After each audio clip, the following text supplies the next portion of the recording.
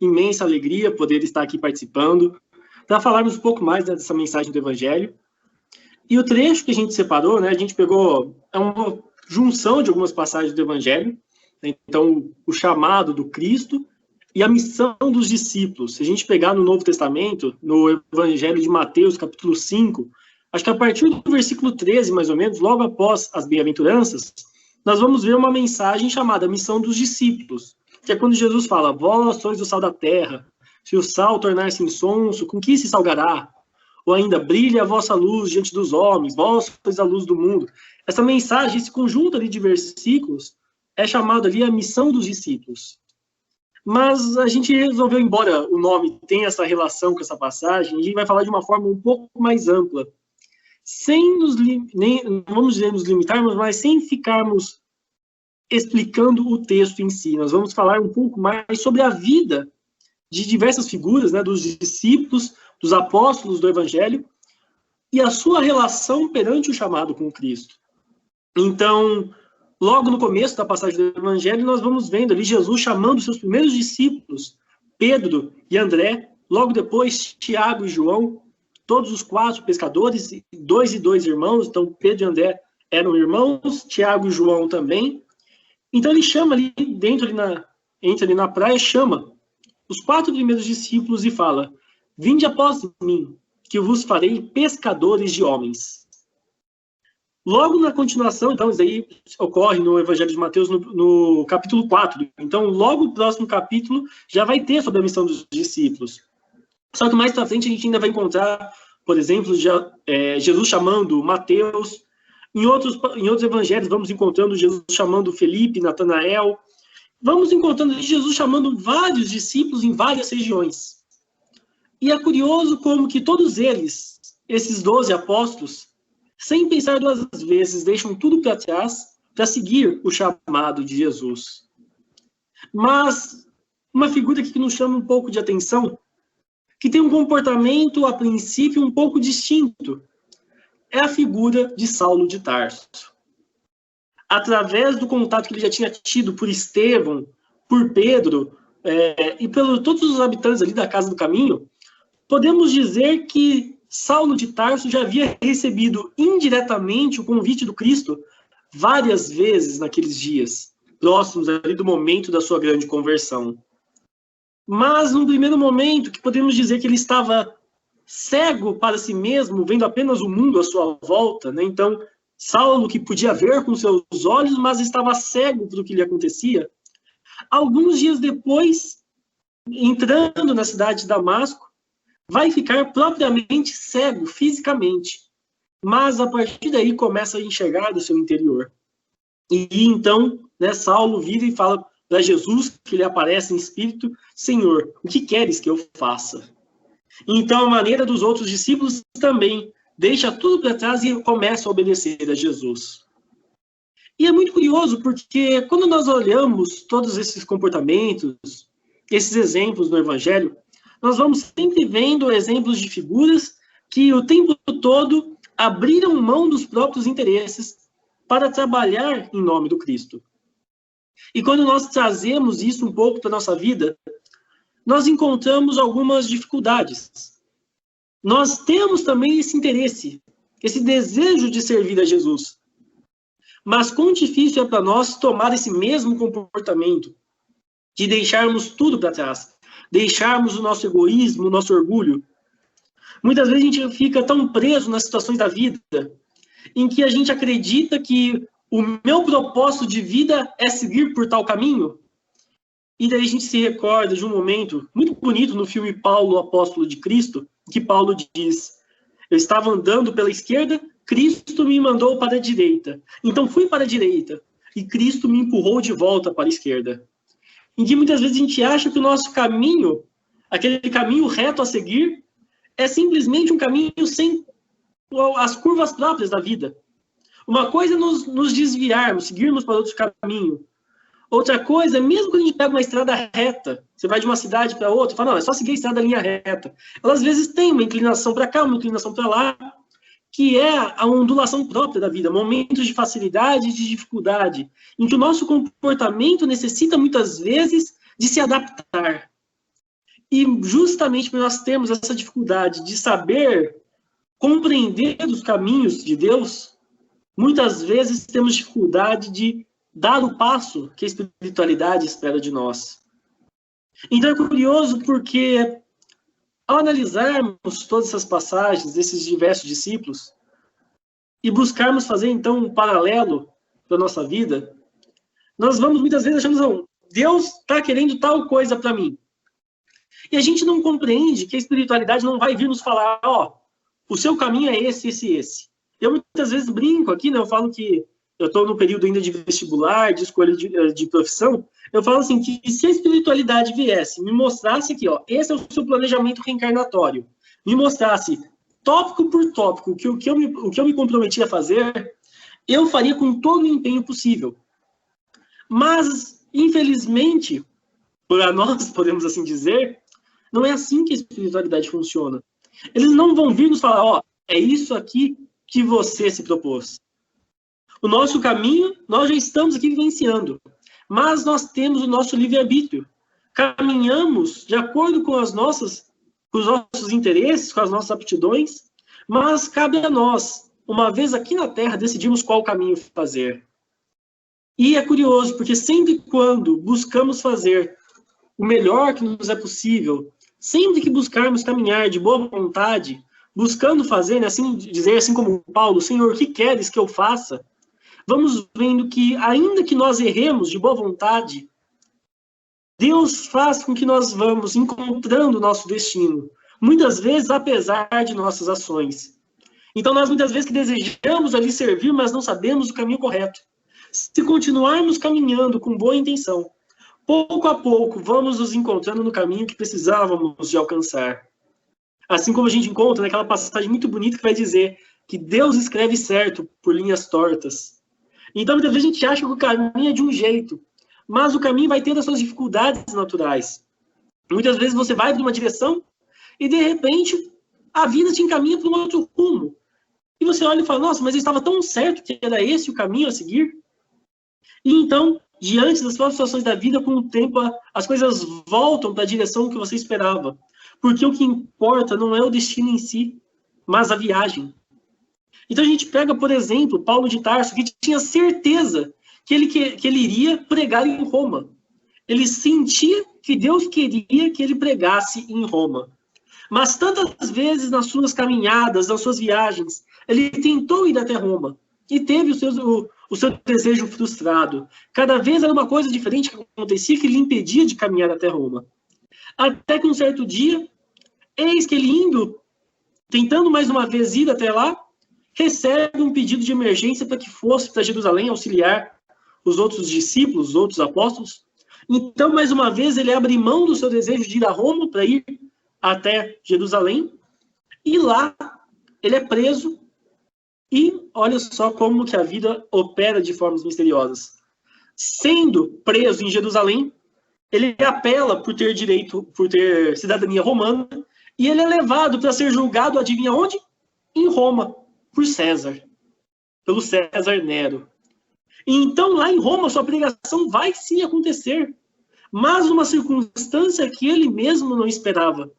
Mas Paulo, com a sua capacidade de se adaptar às circunstâncias, aproveita dessa oportunidade para levar a mensagem do Evangelho a tantos cristãos ali, já habitantes da cidade romana.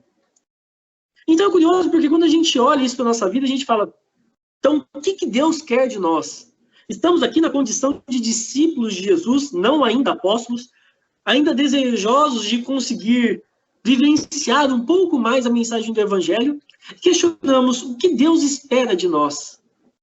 E muitas vezes nós sentimos que a vida estará nos direcionando a tal ou qual circunstância, mas, curiosamente, chega alguns momentos que nós nos sentimos perdidos, em que parece que onde está Deus e a sua providência? Porque eu tinha tanta certeza que era um caminho, agora, de repente, a vida minha parece que mudou de direção.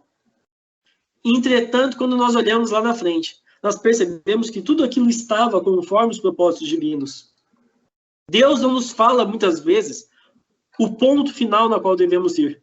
Ele fala o que é necessário nós ouvirmos, para seguirmos o caminho necessário.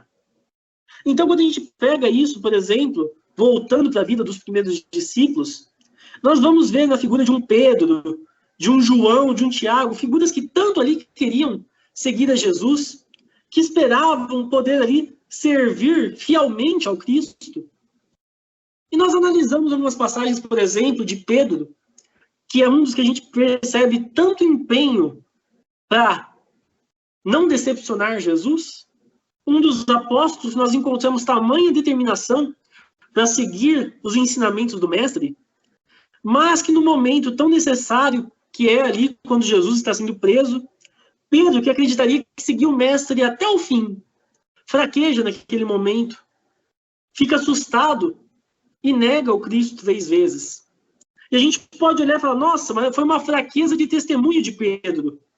Mas é curioso, porque a gente vê que a espiritualidade ainda tinha planos para ele depois. Pedro tinha ainda que cuidar da casa do caminho, cuidar das ovelhas que Deus lhe confiou. Se Pedro já fosse preso... Eita, calma, agora travou até a língua. Se Pedro já fosse preso naquele momento, quanto de trabalho que ele ainda tinha para desempenhar que não teria ocorrido? Obviamente, isso derivou de uma fraqueza que ainda tinha dentro dele. Mas Deus já conhecia a sua fraqueza. Deus já compreendia ainda a necessidade que os discípulos tinham. Já sabia que eles iriam ficar com medo naquele primeiro momento. Por isso que o caminho que lhes foi planejado não era para servir de testemunho naquele momento junto com Cristo, mas futuramente, quando já mais amadurecidos, com maior confiança, estivessem prontos aos maiores testemunhos. Então nós vamos vendo que Cristo nos chama incessantemente, a todos nós, para o trabalho junto com Ele. E muitas vezes nós ainda, desejosos de cumprir os desígnios, desejosos de cumprir a missão que Jesus nos confiou, estamos dando tudo o que temos dentro de nós. E pode parecer para nós, mas estou fazendo tudo o que me é possível e parece que mesmo assim não estou conseguindo aquilo que eu queria, não estou conseguindo ser melhor, não estou conseguindo realizar determinada atividade. Mas desde o momento que estejamos oferecendo tudo o que nós temos dentro de nosso coração, desde o momento que nós estejamos oferecendo ao Mestre tudo aquilo, toda aquela força que nós temos, né, amar a Deus de todo o teu coração, de todo o teu entendimento, de todas as tuas forças, se estivermos entregando a Deus tudo aquilo que temos dentro de nós, temos que ter a confiança de que os caminhos que nós estamos seguindo vai ainda chegar ao propósito que tanto esperamos. Então é curioso, porque muitas vezes a gente confunde. A missão não é nossa, a missão não é do discípulo. A missão é de Deus. Deus nos dá a responsabilidade de cumprir para Ele, cumprir em nome dEle. Isso que é o grande ponto. A gente muitas vezes começa a misturar alguns personalismos. A gente começa a achar, não, é o trabalho que o Vitor está desempenhando. E não, é o trabalho que nós estamos desempenhando em nome de Deus. Na missão dos discípulos, né, quando Jesus vai dizer, vós sois a luz do mundo, ele fala, brilhe a vossa luz diante dos homens, para que vejam vossas boas obras e glorifiquem a vosso Pai que está no céu. Então a ideia não é de nós realizarmos o trabalho para que nós sejamos reconhecidos. É nós realizamos o trabalho para que Deus seja reconhecido. A partir daí o trabalho não é mais nosso. Então a gente pega no momento, né, que Paulo ali está pregando para uma determinada cidade, e tinha um outro cristão chamado Apolo, que ele fala, eu plantei, Apolo regou, mas é Deus que dá o crescimento à planta. Então Paulo ali fez a sua parte, Apolo fez a parte dele, mas nenhum deles estariam ali para ver a colheita, nenhum deles estaria ali para receber os frutos, porque eles não faziam a obra para eles, eles não faziam a obra em nome deles. Pois é Deus que dá o crescimento à planta. É Deus que fará todo o trabalho de cada um ter o resultado. Então, nós temos que pensar, qual que é a missão que me foi confiada? O que eu posso fazer nesse momento? Né? Aquele Senhor, o que queres que eu faça? Mas não pensar que em nós está a responsabilidade de mudarmos o mundo todo. Eu vou ser o missionário que vou renovar a humanidade. Não. Cada um faz a sua parte. Cada discípulo cumprindo o máximo que lhe cabe. O máximo que consegue o seu coração. E o trabalho de cada um vai se somando para que a obra de Deus seja construída. Então é bonito quando a gente analisa nisso, porque o Cristo tem nos chamado incessantemente. E muitas vezes nós temos tido os dois comportamentos diferentes. Ou o de recusar esse convite, ou de aceitar de forma fanática. Ou de aceitar achando ali que a mim compete realizar toda a obra. Nos esquecendo que ao meu lado tem outro irmão que também foi chamado pelo Cristo, que também tem a sua missão a desempenhar. Nós trabalhamos ali, temos várias instituições, cada uma com um nome, mas devemos lembrar que acima de todas as religiões, acima de todas as instituições, há a providência divina. Que o Cristo vai dizer, eu trabalho aqui, eu ainda tenho outras ovelhas que não são deste aprisco, mas o meu objetivo é que haja um só rebanho e um só pastor. Então temos várias ovelhas aí espalhadas, cada uma numa religião diferente, cada uma numa instituição diferente, num templo religioso diferente. E o meu trabalho não é acima do outro, o meu trabalho não é mais importante que o do outro. Porque o objetivo é que um dia estejamos todos nós reunidos sob uma mesma bandeira, que é o amor. A partir daí, não é o meu trabalho que vai importar, não é o trabalho do outro, mas é o trabalho que todos nós fazemos juntos, em nome de Deus. Então é bonito quando a gente pega na passagem da missão dos discípulos, porque nós vamos vendo então Jesus dizer, né, vós sois o sal da terra. Vamos entrar agora um pouquinho no texto. Vós sois o sal da terra. O sal tem o objetivo de conservar a mensagem do Evangelho. O Cristo não coloca que nós somos a refeição da terra. Somos o sal. Ele que é o pão da vida, ele que é o Cordeiro de Deus.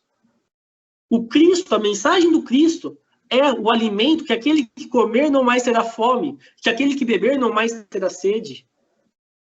A nossa função é a do sal, de conservar esse alimento. Então, Paulo, voltando para Paulo de Tarso, que é ali o vaso escolhido, né, que a gente muitas vezes ouve dizer, Jesus, né, fala, diz para Ananias, vai atrás de Saulo, restitui-lhe a visão, porque ele é para mim um vaso escolhido. Entretanto, Paulo mesmo vai dizer que ele é um vaso, mas ele é um vaso de argila, um vaso de barro. E que ele roga para que, ao receber essa água do evangelho cristalina, ele, nessa condição de vaso de barro, não suje mais essa água. Na condição nossa de barro, devemos buscar não sujar a água do evangelho, mas começar a nos tornar filtros de barros, fazendo uma referência mais atual.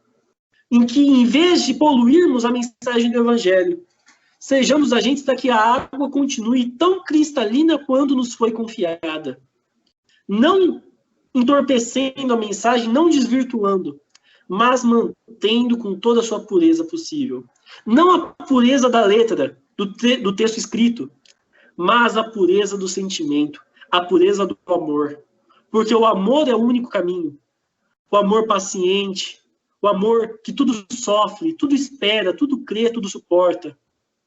O amor que não busca os seus próprios interesses, mas não se alegra com a injustiça, mas se alegra com a verdade. Esse amor que Paulo vem dizer na sua carta aos Coríntios, que representa esse amor do Cristo, no seu mais alto grau que seja possível.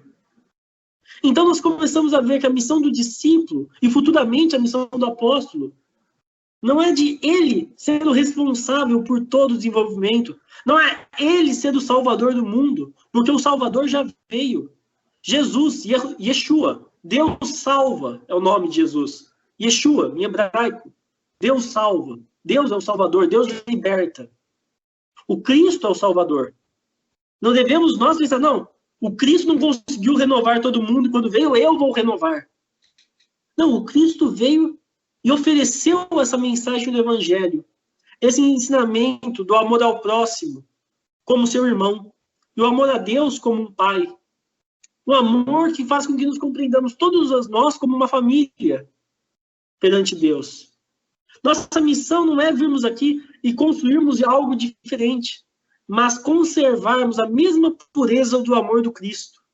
Amai-vos uns aos outros como eu vos amei. É o ensinamento dele. Então a gente vê que nosso objetivo é preservarmos esse amor cristão, cultivarmos ele dentro do nosso coração, para que esse amor possa fincar raízes dentro de nós, crescer e estender seus frutos para toda a humanidade. Mas essa semente plantada, quem faz o crescimento dela dentro de nós é Deus. Nós ajudamos a cultivar, então um planta, outro rega, mas é Deus quem dá o crescimento a essa planta. Então é curioso porque a gente vê numa situação, numa passagem que, não sei se é Paulo e Lucas, ou Paulo e Silas, ou ainda Paulo e Barnabé, então, enfim, é Paulo com outro ali, cristão que estava indo em pregação, e que leva ali sua mensagem num povo pagão, e o povo começa tudo a glorificar a Paulo, começa a elogiar Paulo, e Paulo fica insatisfeito. Fala, não era para eles estarem louvando a nós, era para eles estarem louvando a Deus. A obra não é nossa. A gente recebe uma missão que nos é confiada, mas que não pertence a nós. Então, muitas vezes, na casa espírita, a gente acha, vou iniciar um novo trabalho, vamos começar uma nova tarefa. Nós nos esquecemos que essa tarefa não somos nós que estamos começando e nem nós queremos finalizar. Nós estamos, cada um de nós, dando a nossa contribuição, o nosso pequeno óbolo no gasofilácio da vida, fazendo referência ao óbolo da viúva, que não pede que seja doado grandes proporções, mas que doe aquilo que tem dentro de si. O óbolo da viúva, ali, 2 moedas que são dadas, uma representando a caridade material, o outro a caridade espiritual. Aquele amor que se entrega por completo. Aquele amor que sabe dividir e que com isso se multiplica. Uma matemática verdadeiramente divina. Que quanto mais você divide esse amor entre as pessoas, mais esse amor se multiplica. Essa é a missão do discípulo. É para isso que o Cristo tem nos chamado. Para que cada um de nós trabalhemos nessa grande obra da renovação da humanidade. Cada um com o seu aspecto, cada um na sua função. Mas todos nós imbuídos pelo mesmo sentimento de amor. Porque quando a gente pega, por exemplo, nas obras básicas de Kardec, a gente pega as perguntas do Livro dos Espíritos.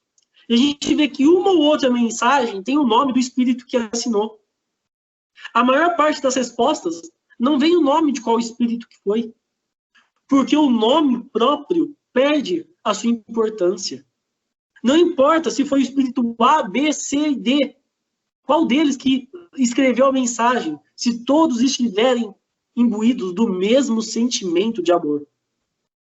A partir daí, se o sentimento por trás, se o pensamento por trás é o mesmo, o que importa qual foi a personalidade que foi lá e falou? Qual a importância do indivíduo que foi lá que escreveu, se a mensagem vem muito além? Quando a gente recebe uma carta, hoje não recebemos mais carta, né? Então isso quebra um pouco, recebemos mais WhatsApp, e-mail, é raro, quando vem carta normalmente é conta, né? Mas usando o simbolismo da mensagem, se você recebe uma carta e você lê e se emociona, você agradece a mensagem da pessoa que escreveu ou do carteiro que entregou? A mensagem é da pessoa que escreveu. Então a gente vê que quando, nessa grande obra da renovação, somos todos mensageiros. Os espíritos que respondiam as perguntas de Kardec eram mensageiros divinos. Quando nós estendemos um pão ao semelhante que passa fome, estamos sendo mensageiros divinos. Nós estamos entregando, mas não é nada nosso. A mensagem não vem de nós. Recebemos e repassamos esse amor. Então a gente começa a ver que, conforme nós vamos nos integrando nesse amor cristão, a própria personalidade vai se apagando. Não que a gente perde a nossa individualidade, mas não importa mais quem nós fomos lá atrás. Não queremos saber qual foi o nome da nossa encarnação de não sei quantas vidas antes. Estamos preocupados em qual é o bem que nós podemos fazer agora. Quanto de amor eu tenho a oferecer? Então essa é a missão do discípulo. Amar uns aos outros, como Cristo nos amou. Pegar esse amor cristão, esse amor ágape, essa caridade, e estender uns aos outros, compreendendo que todo resultado, que todo fruto não é nosso. Todo fruto vem de Deus. Um planta, outro rega, mas o crescimento dessa planta, o crescimento dessa árvore do Evangelho, dessa árvore da vida, o crescimento vem de Deus. Então, aí nós compreendemos a respeito do chamado do Cristo. Todos nós somos incessantemente chamados pelas mais diversas condições da vida. Não precisamos que, assim como os 12 primeiros discípulos, ou assim como Paulo, que Jesus apareça pessoalmente para nós e nos convide. Porque o próprio Cristo vai dizer na última ceia: oro não apenas por estes que aqui estão, mas por todos aqueles que crerão em meu nome, por causa dos testemunhos destes que aqui estão. Ou seja, através da mensagem que aqueles lá receberam do Cristo, e que passaram para frente, novos cristãos foram surgindo, e assim geração por geração, a todos esses que se tornaram cristãos ao receberem a mensagem do Evangelho, o Cristo roga por nós. Roga para que nós possamos compreender a beleza da mensagem, compreender a essência e começar a pôr em prática. Roga para que nós possamos plantar dentro de nós essa semente, cultivar a terra, regar com suor e com lágrimas, para que o crescimento dessa árvore comece a surgir e possamos estender os frutos aos nossos semelhantes. Cristo nos chama incessantemente. Cabe a nós perguntar: o que queres que eu faça? E buscar entender, nas respostas mais sutis da vida, onde que eu posso ser útil ao meu semelhante neste exato momento? Onde que eu posso estender as bênçãos que o Cristo me confiou? Essa é a missão do discípulo. E nesses momentos tão conturbados, cabe a nós perguntarmos: Senhor, onde eu posso ser útil? Senhor, quanto de bem eu posso fazer? Senhor, o que queres que eu faça? Essa é a missão do discípulo. Esse é o convite, o chamado que o Cristo faz a cada um de nós. Vinde após mim, e vos farei pescadores de homens. O que isso quer dizer, pescadores de homens? Recolhendo, atraindo não mais os peixes, mas recolhendo nas redes, atraindo os indivíduos, para que todos eles possam receber as bênçãos que Deus está entregando a cada um de nós. Pescadores de almas. Essa é a nossa função. Nos esforçarmos dentro das nossas possibilidades, dentro das pessoas à nossa volta, e ver: Senhor, onde eu posso servir? Deixo aqui então essa reflexão, que serve principalmente, eu diria, para mim mesmo, e refletir sobre como que eu tenho agido perante tantas oportunidades, tantas bênçãos que Deus tem nos confiado. E falando em relação a mim, diante de tantas bênçãos, diante de tanto amor, que Deus sempre tem confiado, vou preferir olhar do lado negativo, olhar das dificuldades, ou agradecer pelas bênçãos e ver como que eu posso dividi-las com meus irmãos. Agradeço mais uma vez a oportunidade aqui da casa, para podermos levar a mensagem do Evangelho, esperando que possa ter tocado algum coração, e desejando do fundo da nossa alma que a mensagem desse amor possa ter germinado no coração de cada um de nós. Muito obrigado.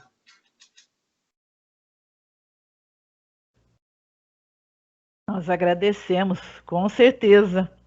Não tem como dizer que valeu o puxão de orelha. Eu vou fazer a prece de encerramento, tá? Agradecendo a presença do Vitor, pedindo a ele que nos dê a oportunidade de ouvi-lo mais, né, em outros momentos. Então vamos agradecer a Jesus por esse esforço contínuo, insistindo conosco neste convite constante, e que não temamos as dificuldades, as limitações, os tropeços, mas nos lembremos sempre das doses de ânimo, de coragem e de amor que Deus, nosso Pai, nos inspira e Jesus nos ampara e auxilia. Permita-nos uma semana de muita saúde, de muito ânimo, esperança e coragem. Fiquem todos com Deus, graças a Deus, assim seja.